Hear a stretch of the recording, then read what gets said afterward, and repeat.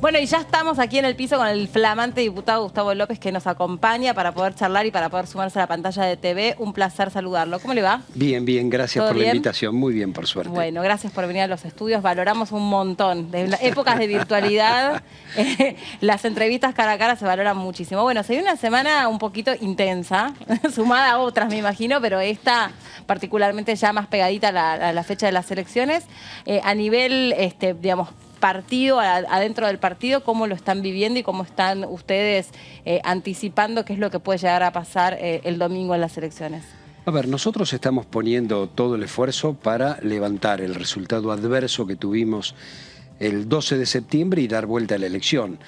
Bueno, ha tocado una situación pandémica que ha afectado a todos los gobiernos del mundo. Digo, Biden gana una elección porque la pandemia afecta a Trump y 4 meses después Biden pierde una elección en Virginia porque lo afecta la situación de gobernar.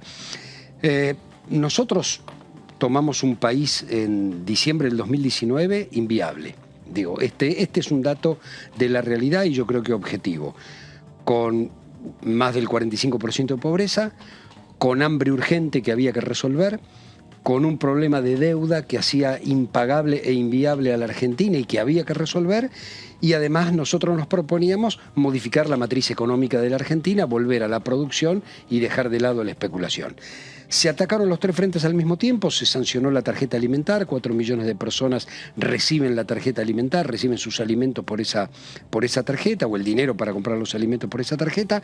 Se comenzó con la renegociación de la deuda, primero con los privados, un ahorro de casi 38.000 millones de dólares, de los casi 110.000 que el país tuvo que negociar entre privados, y comenzó la negociación con el fondo.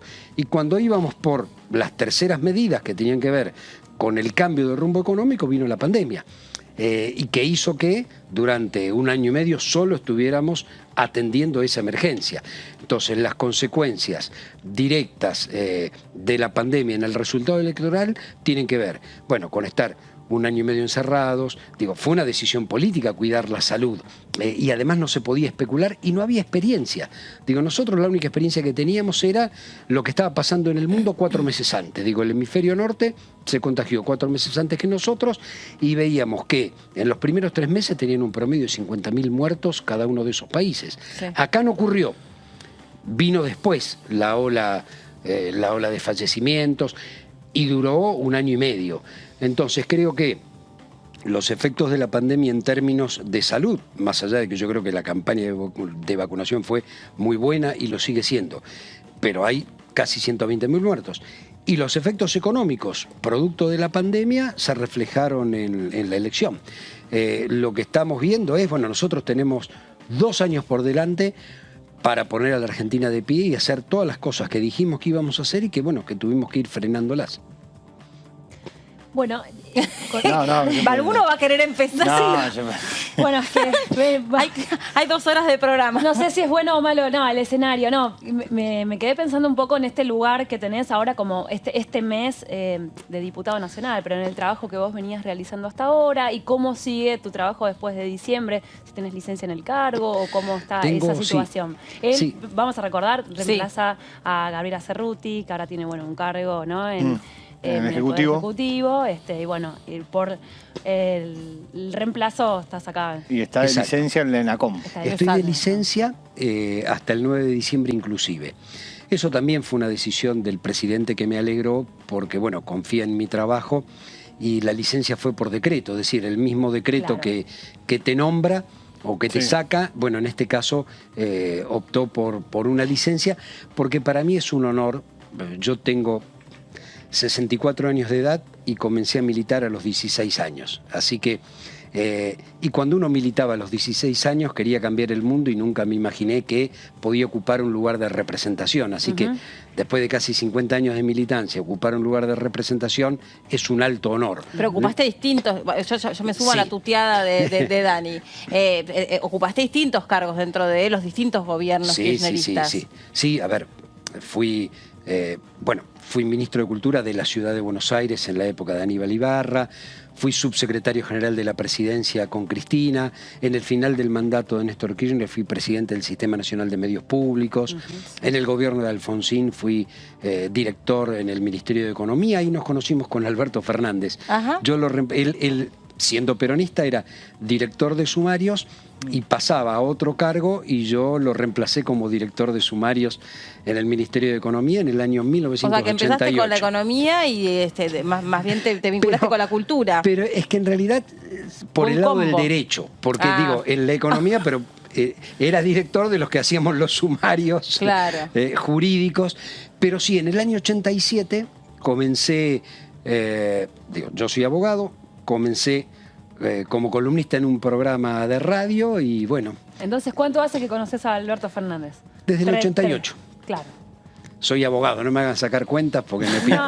No, está bien. Y después, bueno, con una trayectoria en la política en la Ciudad de Buenos Aires, al igual que el presidente. Sí. Sí, y además, bueno, mantuvimos mucho contacto durante el gobierno de Ibarra, es decir, cuando Néstor Kirchner era presidente, teníamos amigos en común en el gobierno de la ciudad o en la política de la ciudad. Digo, él era un hombre de la política de la ciudad del peronismo, yo era un hombre de la política de la ciudad del radicalismo.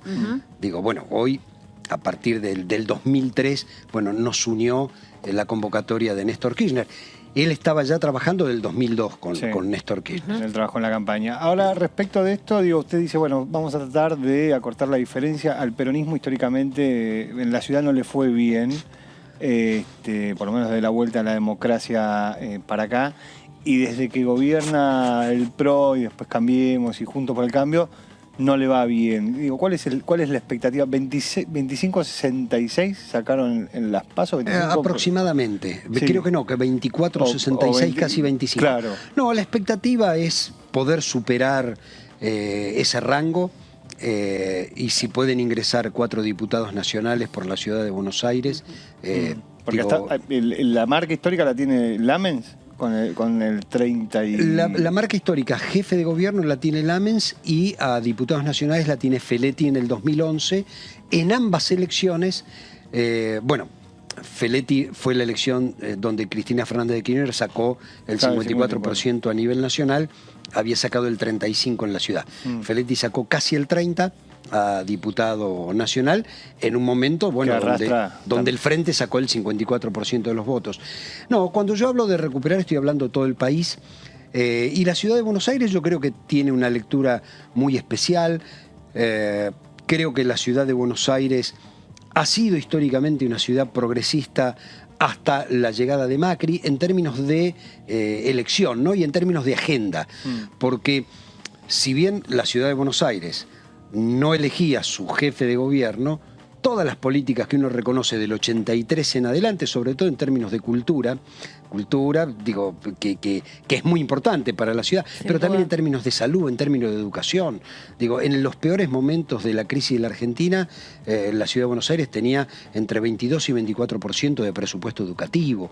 Digamos, siempre fue una ciudad muy progresista. A partir del gobierno de Macri, en la ciudad de Buenos Aires yo creo que tiene políticas conservadoras, bajó el presupuesto educativo, bajó el presupuesto de salud, bajó el presupuesto de cultura, subieron otros presupuestos como el de seguridad, por ejemplo. Alguno lo justificará porque creó la policía que no existía, ¿no es cierto? Pero me parece que sí, que la ciudad es otro tratamiento a mediano y largo plazo.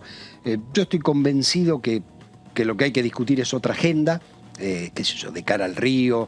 Digo, no puede ser que la planificación urbana la hagan las empresas de construcción. ¿Qué te estás refiriendo a lo de Costa Salguero?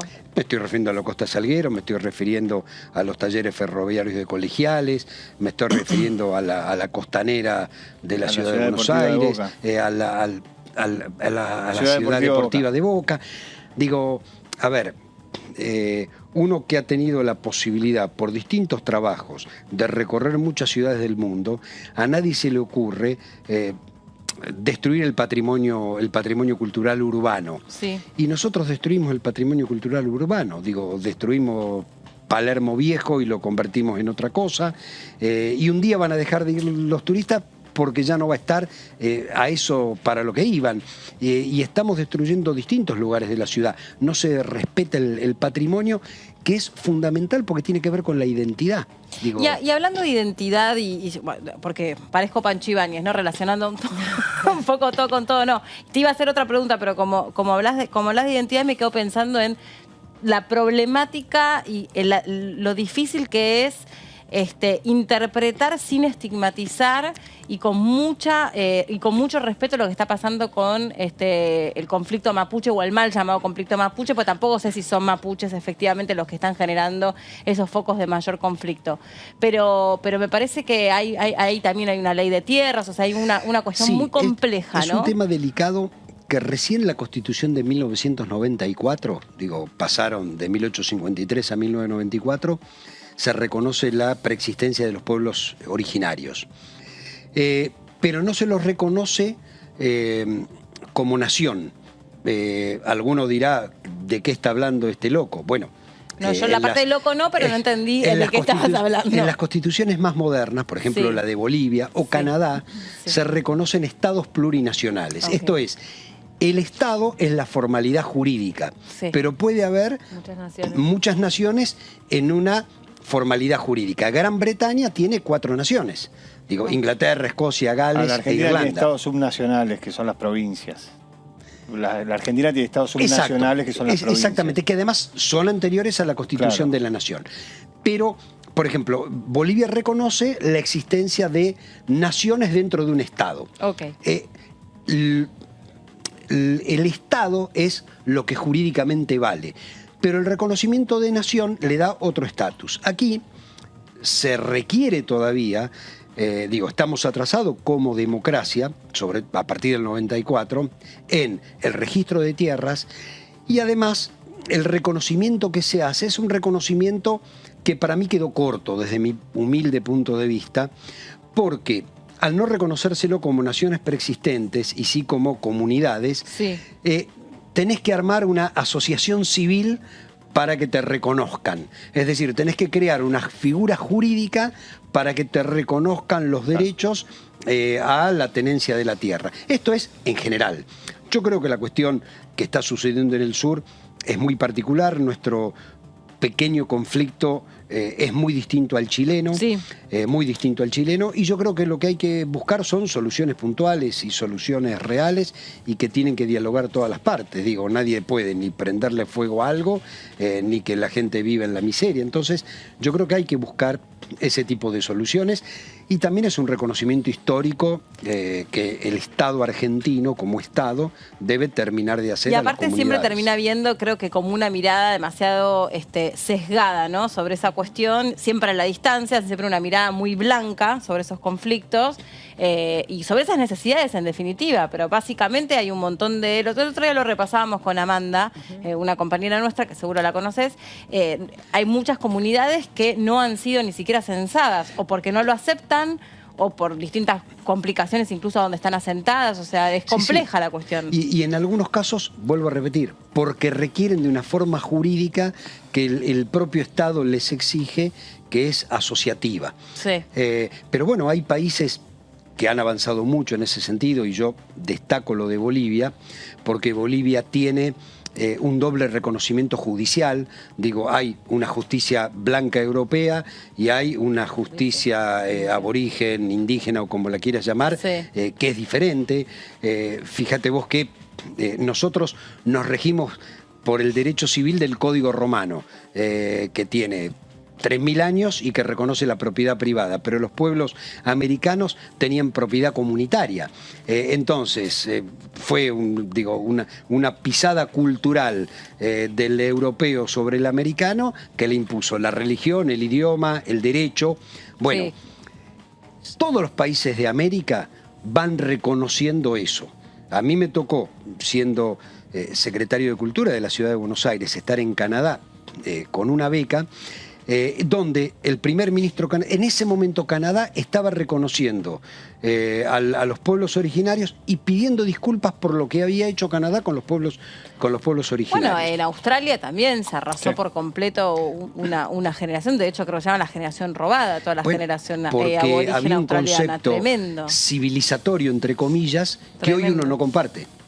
Y era el concepto de civilización y barbarie de hace 150 años. Sí, tal cual. Pero bueno, son temas aún pendientes, pero que hay que resolver. Sí o sí hay que resolver. Gustavo, recién estábamos haciendo, un primer balance de lo que fue la campaña y estábamos debatiendo si hubo pocas propuestas, si hubo propuestas y los medios no lo difundieron como corresponde, o si es también por ahí que al electorado le cuesta o le resulta demasiado tantas propuestas duras, o el Congreso. ¿Cómo lo viste vos esta? Mira, estoy leyendo un libro que viene a cuento de todo esto, que se llama Asalto al Poder, que lo escribió Simón Lázara, exdiputado nacional, un hombre del socialismo que terminó en el radicalismo y siendo vocero de Alfonsín, donde no solo habla del asalto al poder de los grupos económicos en el 89 con Alfonsín, sino que básicamente habla de cambios culturales profundos a partir del neoliberalismo y de la década del 90, donde no solo se termina el estado de bienestar, sino que cambia la forma de hacer política en la Argentina. Nosotros veníamos, yo diría, de 1916 hasta 1983, con momentos tremendos, oscuros, pero digamos, la política tenía una concepción, la palabra tenía una concepción, los acuerdos tenían una concepción, y vino otra política. En esa otra política, si bien yo reivindico y mucho a los gobiernos de Néstor y Cristina, porque vuelven a determinadas tradiciones políticas que se habían perdido, no es menos cierto que la sociedad tiene hoy otros conceptos. Y tiene otros conceptos y los medios juegan un rol fundamental en esos otros conceptos. Vos preguntás, ¿hay debate? ¿Qué lugar de debate público en los medios de comunicación hoy te permite un debate profundo? Yo voy a algunos programas donde a los 30 segundos de estar hablando le dan la palabra a otro porque el minuto a minuto exige que todos nos peleemos con todos. Entonces, yo que soy muy refractario de las ideas de Milei o de Esper, a mí me parecen tremendas, horrorosas, tienen derecho a pensar lo que piensan, claro. Digo, me parecen que atrasan 250 años, que no deberíamos estar discutiendo determinadas cuestiones, no deberíamos estar discutiendo la igualdad. Digo, la libertad ya nadie la discute. Ahora, no deberíamos estar discutiendo la igualdad después de la Revolución Francesa. Sin embargo, se la discute. Ahora, yo no creo que... A mí me causa gracia que se llamen libertarios, o sea, bueno, algo que no son pero eso. Es que no hay cuestionamientos. Cuando el otro día Esper en un programa decía hay que echar a 1,5 millones de empleados públicos de todos los niveles, nacional, provincial y municipal.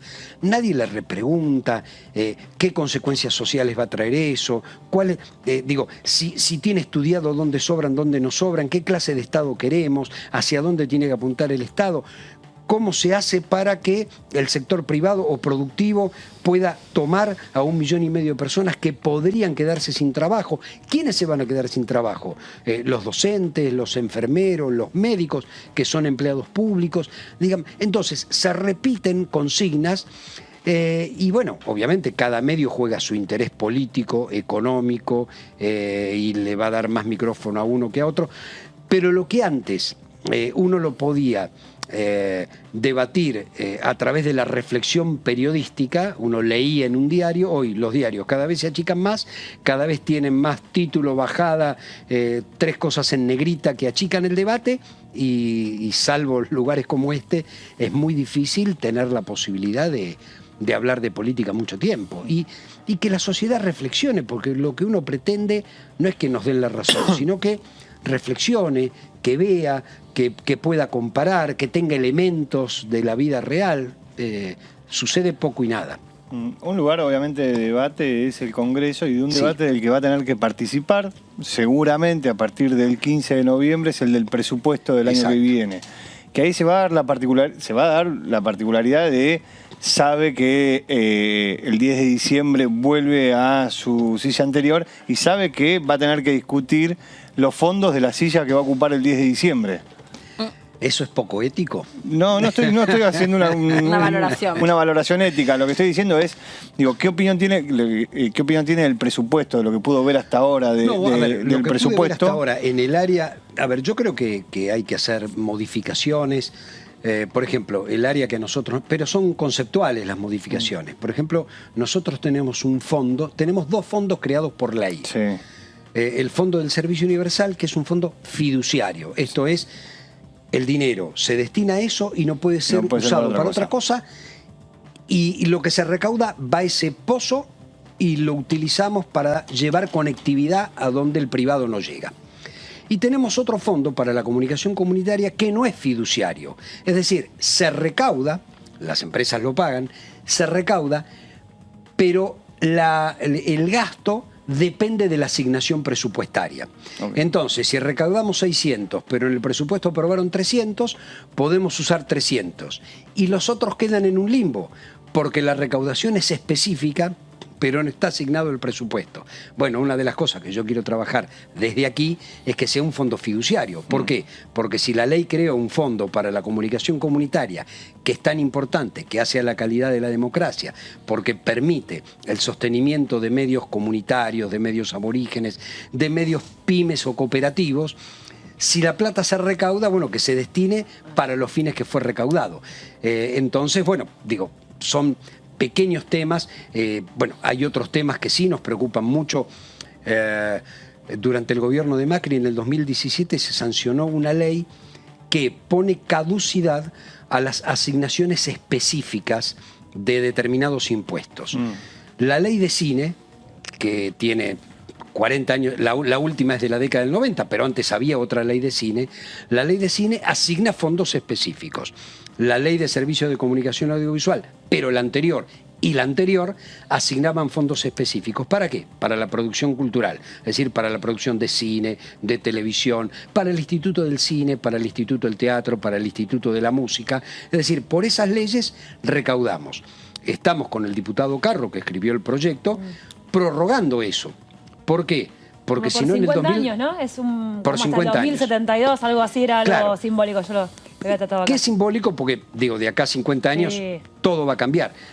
Pero lo importante es que si eso no se discute y no se aprueba vía presupuesto o vía ley específica, corremos el riesgo de que se termine el cine argentino, el teatro argentino y la música argentinas. Entonces, ¿por qué? Porque le ponen caducidad a una ley que va a seguir recaudando, pero no va a ir a esos fondos, sino que va a ir al Tesoro. Bueno, mi trabajo central es, en todo caso, revisar las cosas más cercanas a mi conocimiento. Claro. ¿Vas a ocupar las mismas comisiones que ocupaba Gabriela Cerruti? Mira, en principio todos los diputados podemos ir a todas las comisiones y me invitan a todas las comisiones. Sí. Lo que estoy haciendo es yendo a estas comisiones específicas, básicamente comunicación, cultura, estoy yendo a esas comisiones. Ahora, en general, cuando... Es poco tiempo, Sí. lo quiero aprovechar al máximo. Y bueno, y dejaré Pero llega justo en el momento donde hay mayor aprobación de leyes, todo lo que se pueda sacar se va a Mirá, sacar, así que es el momento. Fue un orgullo, Sí. la verdad, que poder participar de la ley de Etiquetado. alimentación Claro. saludable, Exacto. que estaba buscando el Estaba nombre buscando la correcto palabra en el para fichero. no hablar etiquetado Claro. frontal.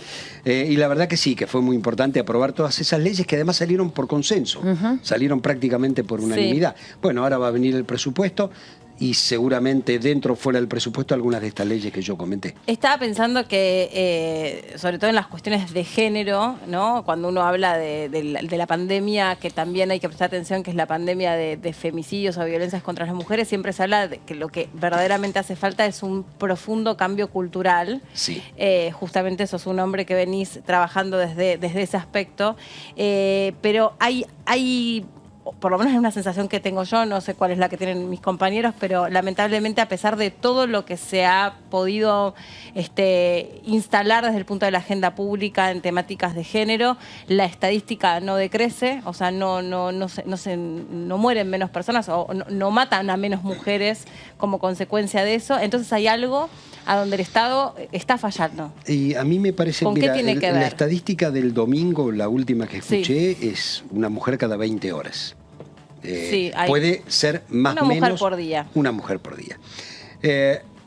Creo que nosotros hay algunas cuestiones que las tenemos que meter en la cuestión educativa formal. Sí. Así como todavía está pendiente que todas las provincias lleven adelante la ley de La educación sexual y reproductiva, como dice la ley, digamos, que la ejecuten, porque es fundamental. Obvio. Digo, es fundamental el conocimiento del cuerpo, pero también es fundamental evitar embarazos adolescentes, digo, Sí, sí, sí. enseñar todo eso. Es el respeto del cuerpo del otro. Exactamente.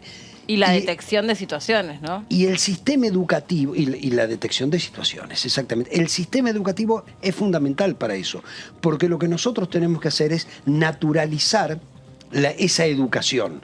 ¿Para qué? Bueno, para empoderar de derechos, y en este caso, yo creo que una de las cuestiones fundamentales, digo, de la ley Micaela, que se da a los empleados judiciales, a los empleados públicos, yo creo que hay que tiene que estar en todo el sistema educativo, desde el jardín de infantes hasta la universidad, porque tiene que ver con un cambio cultural. Digo, los cambios culturales que llevan mucho tiempo, y el sistema educativo no es el único factor, pero es un factor fundamental, debe imbuirse absolutamente de eso. Sí, también tengo, de nuevo, esto es una opinión personal, nadie me las pide, pero yo las doy. Toda la cuestión de la ley Micaela creo que también es como si nos sintiésemos en algún punto. Yo escucho mucho esto, no, pues estamos haciendo la ley Micaela, y no alcanza. No es suficiente. No. Incluso los contenidos que se vuelcan en una capacitación o funcionarios que solamente una vez tienen un Zoom, no lo desmerezco para nada, no lo subestimo para nada, porque antes que nada está muy bien,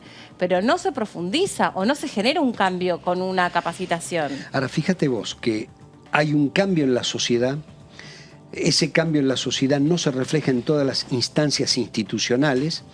Digo, cuando los jóvenes salieron a la calle con el pañuelo verde y el sub-20 o el sub-18 o el sub-15 salió a la calle, bueno, yo creo que ese movimiento feminista fue lo más importante que ocurrió en los últimos 5 años en la vida política argentina. Sin duda. Y que permitió cambios fue legislativos. el más rupturista de todos. Exactamente. Ahora, creo que lo que tenemos que hacer es, digo, hay cosas que, digo, modificaste las leyes, pero ahora hay que modificar las conductas. ¿Por qué? Porque se sigue matando mujeres. O sea que la modificación desde el punto de vista normativo no va por carácter transitivo o no alcanza a generar un cambio de conducta a nivel social. Hay muchas teorías en el derecho. Una teoría cree que sí, que lo hace. Bueno, con por ese ejemplo, criterio, la baja de la imputabilidad de los menores. Pero con ese criterio tenemos el Código Penal, nadie robaría. Ahora, tenés el Código Penal e igual se roba, es que no alcanza con el Código Penal. Pero el Código Penal sanciona algo que ya sucedió, no lo previene. Exacto. Y entonces, lo que lo previene es la educación, la economía, como el entramado social. El entramado social. Ahora, nosotros tuvimos un entramado social a partir de la Ley de Educación de la 1420 de 1884, que fue fundamental para construir una sociedad distinta a muchos otros países de América Latina, incluso que incomodó a los conservadores que en 1884 sancionaron la ley y 20 años después los hijos de los inmigrantes estaban haciendo una revolución porque no les alcanzaban los derechos que tenían porque querían votar. Entonces es fundamental eso. Sí. Y creo que lo que hay que hacer es ir para adelante. Y todavía nos está faltando en las áreas institucionales ir para adelante. Entonces el Congreso, con un gran trabajo, sancionó determinadas leyes que falta todavía internalizarlas en cada uno. Sí. A ver, me pasa a mí. Me pasa a mí por una cuestión de edad. Y lo entiendo, lo razono, estoy de acuerdo y no me sale espontáneamente. Cuento una anécdota, mi hija me va a matar. Ojo, por favor, el filtro, no el filtro. Pero me sorprendió positivamente. ¿Qué edad tiene tu hija? La mayor, 38. Ok. Sí, me va a matar igual. Estaba con mi nieta y con una amiga de mi nieta. Y estábamos hablando familiarmente. Y ella le pregunta muy naturalmente a una de las dos, no voy a decir a quién, de las niñas. De las nenitas. Le pregunta, ¿algún chico o chica gusta de vos? Sí. Y fue muy natural, y la respuesta fue muy natural. Y a mí se me prendió la lucecita amarilla, porque yo hubiera preguntado... ¿Algún chico? Exactamente, exactamente. Ahora, para internalizar esa pregunta, tenés que tener un ejercicio bárbaro. Totalmente. Entonces, y esto te lo dan muchas cosas, te lo da la cuestión social, la realidad social, tu ideología, pero también te lo da internalizar esto en el sistema educativo es fundamental. ¿Por qué? Porque ya no le debería sorprender a nadie y esto debería ser moneda corriente. La pregunta correcta es, ¿te gusta alguien? No, correcto. Claro. No, al revés era si alguien gustaba. Alguien gusta de vos. Pero está bien, pero digo, pero la posibilidad de la respuesta y romper... con lo binario. Romper con lo binario. Ahora, ¿la Argentina es un país de avanzada? Claro que es un país de avanzada. Tenemos, a ver, yo fui militante radical, bueno, hoy presido Forja, que está dentro del Frente de Todos. Cuando Alfonsín sancionó la ley de divorcio, parecía que el mundo se venía abajo. Se iba a casar, sí. Que el mundo se venía abajo. Entonces, la oposición que hubo de sectores religiosos, y era la posibilidad de aquel que había rehecho su vida con otra pareja, poder tener los mismos derechos. Digo, nosotros hasta 1987 teníamos hijos de primera e hijos de segunda, hijos matrimoniales y extramatrimoniales. Tremendo. Que recibían el 50% de la herencia de los hijos matrimoniales y además el desprecio social. Para la normativa actual sigue existiendo el concepto del divorciado. O sea, no es Claro. soltero, casado o divorciado. Sí. Es una... digo, no vuelve a ser soltero la persona que estuvo casada. Y te digo más, Claro. cuando integras una familia ensamblada, recontraampliada, como puede ser la mía, es muy difícil. A mí me encontré muchas veces en la situación de, ¿y vos que sos de ella? Después te explico, porque hasta Sí. que te llego a explicar, o sea, Ahora, fíjate, para alguien que mínimamente pero conoce mi fíjate vos lo historia, es como, siguiente. ¿qué te importa que soy? Soy familia, somos familia. Si costó tanto el divorcio en el 87, costó mucho menos el matrimonio igualitario en el Sí. 2010. Pero En términos de la movilización en contra que se tuvo. ¿Por qué? Bueno, porque la sociedad cambió. Bueno, hoy es el día de hoy son los 30 años, Hoy son los 30 años de del la ley de cupo. Y lo que hablábamos es que ya incluso ya fue superado. Exactamente. Eso. Ya tuvo Bueno, su paso Cuando siguiente. la reforma del 94... Del Código Civil, decís vos. No, cuando la reforma del 94 de la Constitución, Ah, de la Constitución. establece que el Congreso deberá dictar normas positivas que generen condiciones reales de igualdad entre varones y mujeres, así dice la Constitución, Sí. luego el Congreso sanciona la ley de cupo, es decir, un tercio de la lista. No va a haber 3 personas del mismo sexo seguidas en una lista, 2 y 1. No importa. Eso, que fue un avance enorme, ya fue superado por la igualdad de género, 1 y 1. Entonces, realmente, digo, eso me parece muy bien. Lo que hay que hacer ahora es internalizarlo.